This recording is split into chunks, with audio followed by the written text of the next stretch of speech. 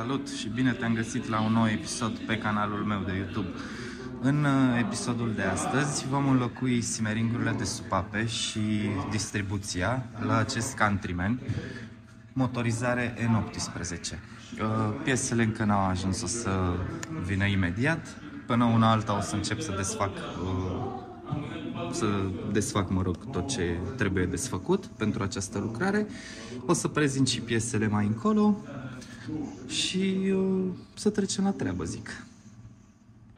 Aici începem să demontăm toate piesele ca să putem să ajungem să dăm capacul jos, țeava de admisie dintre filtrul de aer și turbină, urmat de cutia filtrului de aer.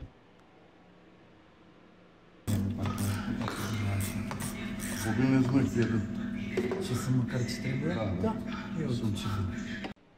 Am verificat și turbina între timp, axul turbinei era în regulă, nu avea joc absolut deloc. Mașina are 100.000 de kilometri, la numărul 100 de kilometri încă nu apar problemele la turbină.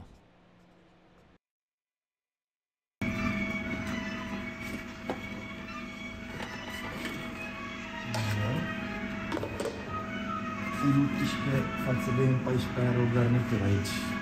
Trebuie să fie atent când dai jos să nu... Asta nu pare fisurat. Nu are ulei pe el. Aici este depunerea de ulei care mă rog și jos pe partea de clapetă.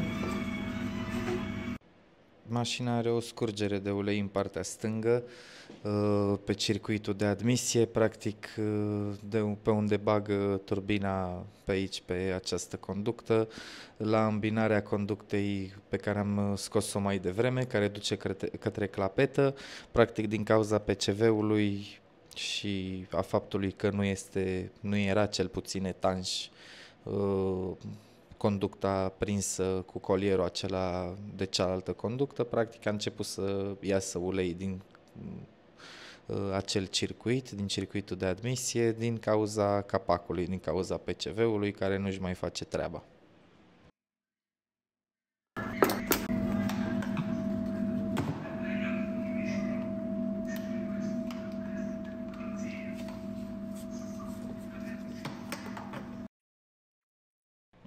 Desfacem toate clemele de la instalația electrică a motorului care se prind, practic clemele care prind firele de capac. Dăm totul la o parte ca să putem să desfacem șuruburile de la capac, scoatem senzorii de la mufele de la senzorii de poziție axe, dăm instalația la o parte și începem să desfacem șuruburile de la capac.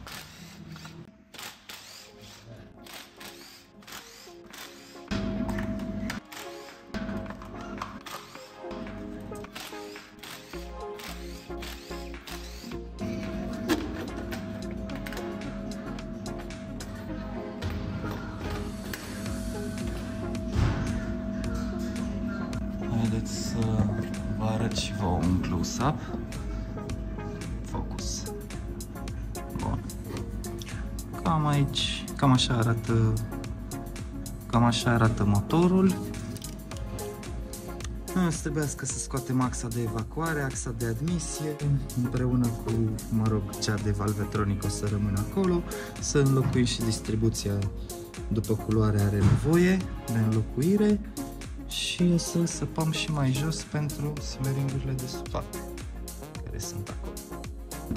Să blocăm și motorul cu calele. Întinzătorul este destul de ieșit. Să vedem că pot să vă arăt. Da. El normal nu trebuie să stea atât de ieșit, trebuie să fie mai puțin, practic, să întinzi lanțul. Și continuăm să faceți ce trebuie.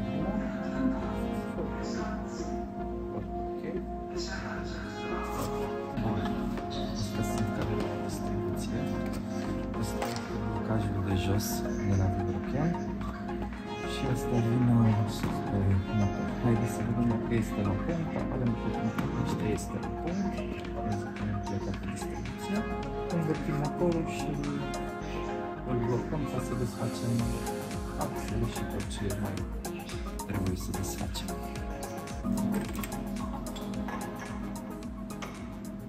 Motorul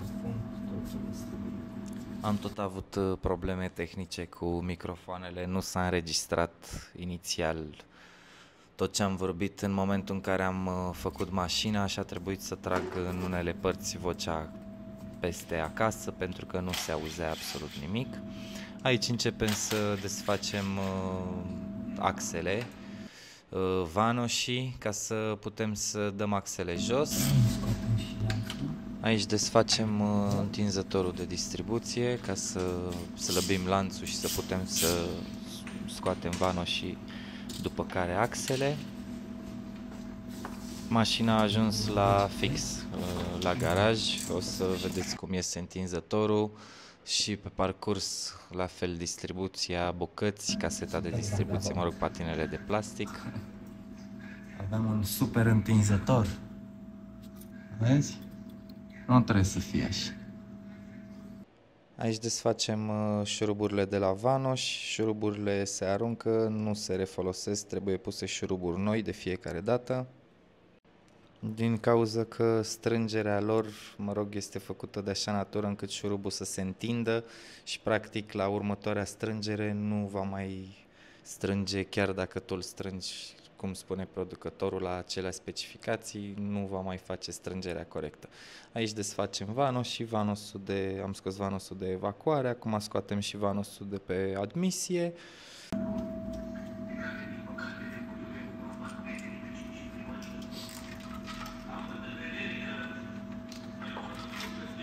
Scos și vanosul de pe admisie, șuruburile se aruncă, totdeauna trebuie folosite șuruburi noi.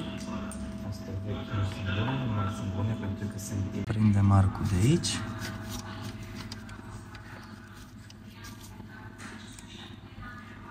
Și asta a fost. Prindem arcul de aici. Și asta a fost. Așa scot eu arcurile de aici. Nu desfac arcul de sus, nu desfac absolut nimic. O să scot axa cu totul, tot cu bucățile astea, nu o să desface absolut nimic. Continuăm cu celelalte arcuri.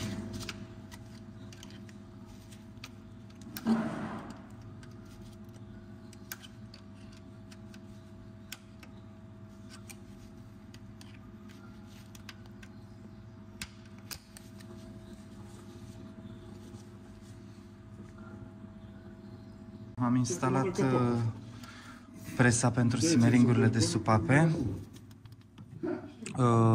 O să începem cu primul simering de la supapa de evacuare, de la primul cilindru și o să continuăm, o să le facem pe toate patru. Am băgat țeava prin care bag aer ca să stea supapele sus și continuăm cu simeringurile de supape.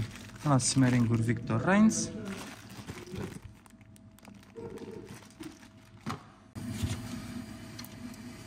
Bun, am luat siguranțele.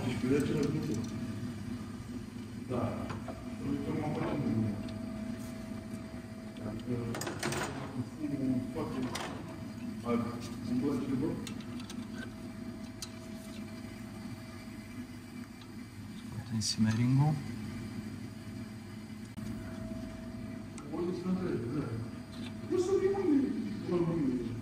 Bun, am băgat simeringul nou. Băgăm arcul. Bun, am luat siguranța.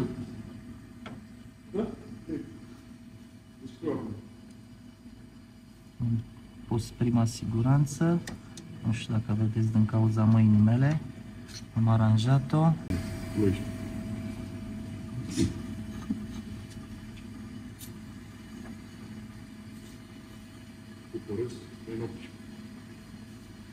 Bun, am băgat și a doua siguranță. Da, știu că nu prea s-a văzut, tocmai de-aia urmează un video în care se înțelege mult mai bine operațiunea de schimbare a simeringului de supapă. Prindem siguranțele.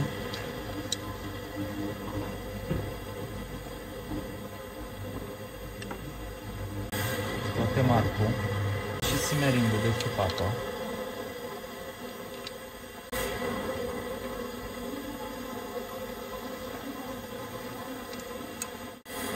El și o să-l împingă în jos. Exact ce spuneam. Exact șurubelnița și cu șurubelnița și cu siguranță venim ușor, nu prea vedeți. Dar în mod normal nu trebuie să se întâmple asta. Trebuie să intre din prima, am poziționat-o, acum apăsăm din nou pe presă și o rotim ca să-i facem loc celeilalte. Și acum avem loc să băgăm cealaltă siguranță. Am așezat-o și pe altă șurubelniță. Apăsăm presa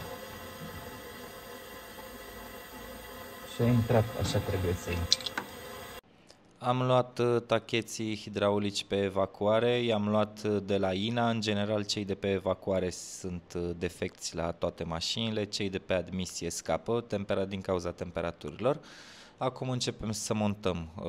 M-am montat axa de valvetronic, cea de sus, acum axa de evacuare, urmată de axa de admisie, împreună cu toate elementele de legătură de la valvetronic, urmând să montăm și arcurile. Cuplul de strângere pentru aceste șuruburi este de 10 Nm. Mie îmi place să dau de 2 ori cu cheia să se audă acel click, este satisfying. Acum montăm axa de admisie împreună cu elementele de legătură de jos, au fost așezate, înainte. Montăm toate șuruburile și urmează să punem arcurile înapoi pe poziție. Aici montăm arcurile, același proces pe care l-am arătat și înainte, în felul în care le desfacem, le luăm și le băgăm frumos pe acele elemente de legătură, jos sau un loc în care trebuie să se așeze.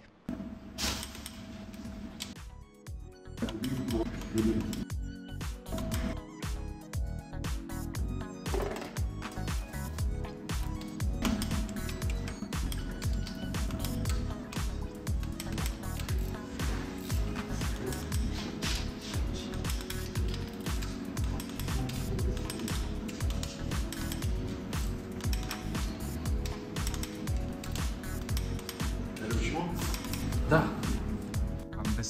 Am lăsat motorul în jos ca să putem să desfacem distribuția. Trebuie să ajungem la șurubul ăsta, e unul dintre ele, și mai e unul acolo, într-o parte. Dăm folia jos, dăm întinzătorul jos, spălăm aici de ulei totul, schimbăm și simmering-ul, bineînțeles, și ulterior o să desfacem și baia să vedem ce surprize găsim în baie. Trebuie să dăm și drumul la ulei. Începem să desfacem folia, întinzătorul și cele două șuruburi care țin caseta de distribuție. Am scos folia, am uitat să dau drumul la filmare, se pare. Ok, am scos folia. Trebuie să scoatem și întinzătorul, că nu ajungem la șurubul ăsta de aici. Întinzătorul 10. Problema este că nu încape nimic automatizat decât cheia de 10. Merg foarte greu șuruburile astea.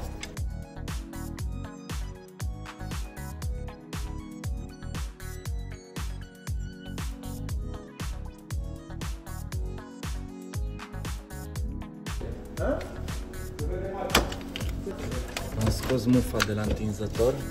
Asta e mufa, care e comandată de ECU și în funcție de temperatura măsurată prin senzorul de temperatură, ECU ia decizia dacă să cupleze sau nu pompa de apă prin acest întinzător minunat.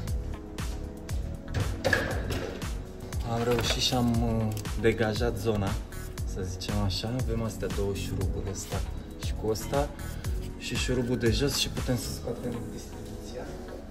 Șuruburile astea sunt cu T45. Nu prea îmi place să le desfac pe astea cu impactul, că dacă s-a stricat șurubul, e jale. Acum desfacem șurubul de jos de la Vibrochen ca să putem să scoatem caseta de distribuție.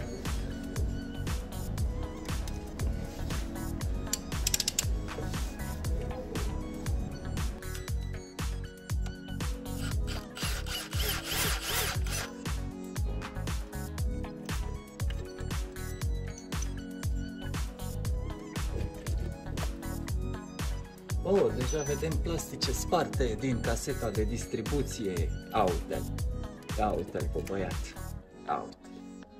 Ia uite ce frumos. Astea toate unde credeți că ajung? În sorb doar și doar nu mai trage ulei. Adică nimic rău. Doar nu mai trage ulei. N-are ce să pățească. Era atât de spartă patina de distribuție încât tot timpul ăsta m-am chinuit să scot patinele de acolo. Au ieșit pe bucăți și una dintre ele nu reușeam să o scot. Lanternă. Bun. Ia uitați ce e aici. Ia. Băgăm joja. Aici. Ia uite bucățile cum stau acolo de patina.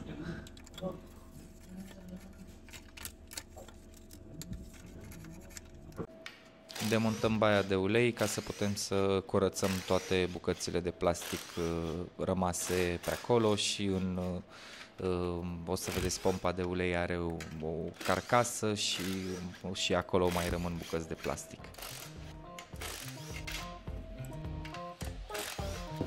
Bun, hai să desfăcut.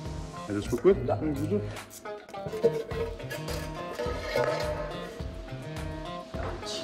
În dreptul pompei de ulei. Deja se aud cum zborne. Una. Aici sunt.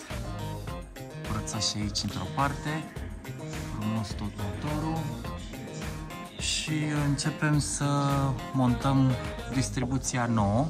Să-i punem și baia la loc. Să-i facem garnitură din silicon. Trebuie să o curățăm. Am montat distribuția, patina, mă rog, am împreunat toate piesele. Ea o să intre în motor, după care trebuie să-i prindem șuruburile astea două de aici, ca să putem să prindem motorul înapoi în suport.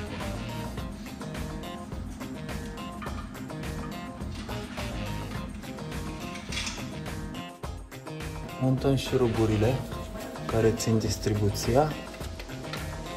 Aici.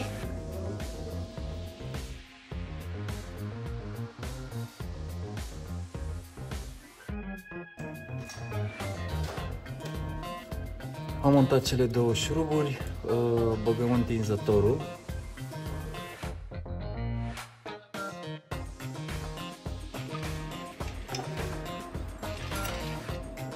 La vanoș trebuie să fiți atenți pe care scrie in și ex.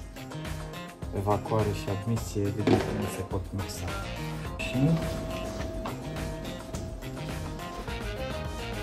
mai trebuie să punem calele de distribuție, să blocăm axele și patina de sus. Aici avem șuruburile de la vanoș, axe vanoș, mă rog. Noi, cum spuneam, trebuie puse noi de fiecare dată. Montăm șuruburile, montăm și calele, strângem calele pe motor, ne asigurăm că sunt în poziție corectă, după care punem întinzătorul pe care îl avem în trusa de cale de distribuție, strângem șuruburile de jos și șuruburile de sus. Jos avem 40 de Nm cu 180 de grade, sus 20 de Nm cu 180 de grade. Montăm și patina de distribuție de sus înainte de a întinde lanțul și de a strânge toate șuruburile. Aici strângem șurubul de jos, după care șuruburile de sus. Acum facem strângerea de 180 de grade jos, normal mă rogam scula respectivă de grade, însă făcând atât de multă distribuție îmi fac un semn sus la ora 12 și dau jumătate de tură până la ora 6, 180 de grade este ușor, 120, 140 e mai complicat. Strângem și sus axele, tot 180 de grade. Am scos întinzătorul, calele încă rămân pe poziție, cu toate că n-are cum să mai plece distribuția odată ce s-a strâns, însă ca măsură de siguranță eu le las acolo. Strâng și întinzătorul original, hidraulic. La ce mă refeream când spuneam că este ieșit? La asta mă referam. Așa era întinzătorul vechi. Vedeți cum stă întinzătorul nou față de întinzătorul vechi, care era de 2 sau chiar spre 3 ori mai mult ieșit. Am strâns și întinzătorul cu dinamometrica. Continuăm montajul. Vreau să pun motorul înapoi pe poziție și să montăm jos toate, să montez și folia, să-i pun și baia. Am curățat tot, am curățat și cu perioada sărmă absolut tot. Să-i facem garnitura, să-i punem baia ca să aibă timp siliconul să se usuce.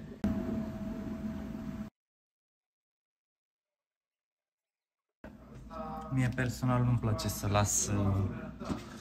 să las siliconul așa, îl întind cu degetul pentru că în felul ăsta scazi considerabil șansele ca siliconul să ajungă în sorb sau oriunde în altă parte decât aici unde trebuie să stea. Practic eu îl împrăști frumos. Am montat cureaua nouă, folia la loc, simmering-ul. Totul este așezat cum trebuie. Am pus și motorul pe poziție, am montat și baia. Nu am mai filmat pentru că nu mai aveam baterie la telefon. A stat puțin la încărcat.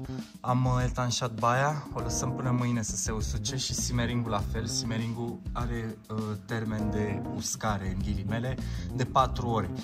Ei scriu pe ambalajul, cei de la Victorine, scriu că e bine să-l montezi, nu mai știu unde am aruncat, e bine să-l montezi cu 4 ore înainte de a porni mașina. Ok, am lăsat aici. O să vedem. 4 ore.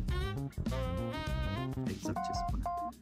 Ok, totul este pe poziție, nu mai am astăzi răbdare, să facem wide un pic, nu mai am astăzi răbdare să mai montez restul. Mașina e aproape gata, o să-ți fac curat aici, o să las mașina așa și o să terminăm mâine montajul pentru că astăzi nu mai am energie. Facem curat și plecăm acasă că trebuie să mai și mâncăm. Mai avem să punem un șurub la baia de ulei, îl punem mâine, e șurubul care intră mai greu pe după cutia de transfer pe acolo. O să-l punem și pe el și să închidem ușor lucrarea. Șaibă nouă la baie și sper să închidem, adică sper, cu siguranță vom închide mâine mașina. Astăzi însă nu mai am răbdare. Vreau să fac curat și să mă duc să mănânc. Trebuie să pun totul la încărcat, nu mai am baterie la nimic, doar sculele astea mai au baterie. În rest, lanterne LED. Mă rog, 4 liniuțe, să zicem, asta moartă. Mașina am terminat-o în zilele trecute, a venit și iarna până să fie gata. A mai rămas de schimbat conducta de benzină de la pompa de înaltă, cea care face legătura între linia principală care vine din rezervor și pompa de înaltă. Am descoperit că scapă benzină la îmbinare, la garnitură, acolo la prinderea aia și am decis să o înlocuim. Am finalizat, am pus bumbii, am pus absolut tot la loc. O să montăm și conducta de benzină. Am luat-o nouă pe original, 5 zile lucrătoare, termen de livrare. Să montăm conducta și mașina este gata. Ca să ajungem la conducta de benzină trebuie să demontăm cutia filtrului de aer. O să scoatem și tubul ăsta de admisie și trebuie să ajungem undeva sub admisia principală, mă rog, în partea aceea. O să vă arăt pe parcurs.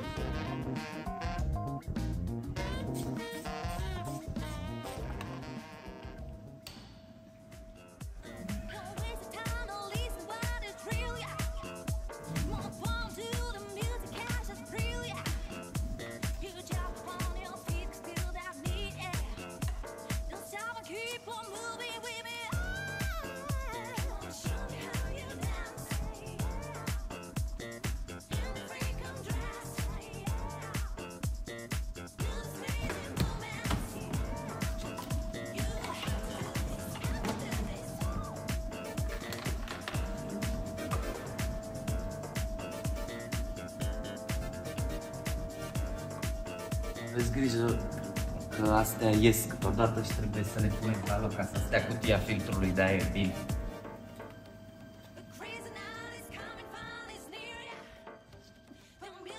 Conducta de benzină este asta de aici. Trebuie să o desfacem de jos de acolo și ea aici curge la îmbinarea cu pompa de înaltă. Aici am sesizat scurgeri și de-aia o schimbăm. S-a stricat garnitura mai mult ca sigur. Eu în general recomand să păstrați căpăcelele astea, că nu se știe când ai nevoie de ele. Eu le păstrez pe toate, de la furtune, de la turbine, de la orice. Totdeauna o să ai, nu știi când o să apară momentul când o să ai nevoie să blochezi ceva și sunt foarte utile, mai ales că eu fac exclusiv mini, deci nu am ce să... cu siguranță o să le folosesc la ceva. Ca să scoateți conducta de benzină din pompă aveți nevoie de un clește special. Se poate scoate și fără, însă șansele de a strica siguranțele acelea sunt foarte mari. Se strică și cu cleștele, dar cu o sculă inadecvată. Am reușit să scot conducta, foarte greu a ieșit, nu știu treaba, și de sus și de jos.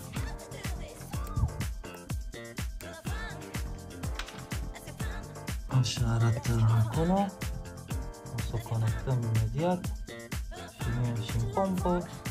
O să ieșim cu mașina într-o probă să vedem dacă totul este ok.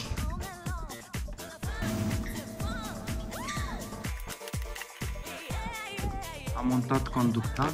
Foarte important este să o prindeți de celelalte furtunuri și să vă asigurați că stă fixată și nu se freacă de alte lucruri ca să se poată rupe sau strica și următoare. Am prins-o și jos, aici mai are o prindere. Aici, sus și în pompă. Montăm filtrul de aer la loc și restul de piese și ieșim cu mașina în probă.